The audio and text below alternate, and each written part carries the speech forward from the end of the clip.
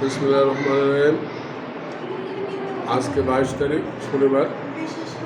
Camp দত্তপ্রসাদ foundation, বেসরকারি বাগেরহাট। আজকে doctor আসবেন ডক্টর প্রদীপ কুমার বংশী, মেডিসিন বিশেষজ্ঞ।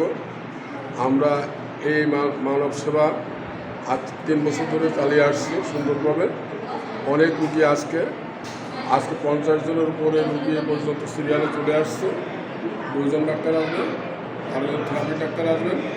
আমরা রুগীদের প্রচণ্ড চাপ, তবে ডাক্তার এখনও আসে নাই, আর অল্পক্ষণের মধ্যে ডাক্তার চলে আসবে।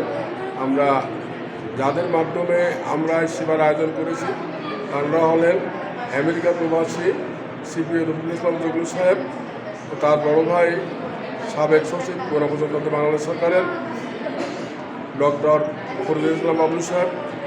তাদের 2 ভাইয়ের প্রচেষ্টায় বেসরকারির এই প্রত্যন্ত অঞ্চলে এত সুন্দর একটা প্রতিষ্ঠান তারা গড়ে তুলেছেন। এই সেবায় এলাকার গরিব মানুষ বেশিটা উপকৃত হচ্ছে। তারা এই জায়গায় যে ডাক্তার দেখেন তার বাইরে ভিজিট 800 টাকা, এই জায়গায় মাত্র 20 টাকা দিয়ে তারা তাদের জীবনের কাঙ্ক্ষিত ট্রিটমেন্ট সুন্দরভাবে নিতে পারতেছে।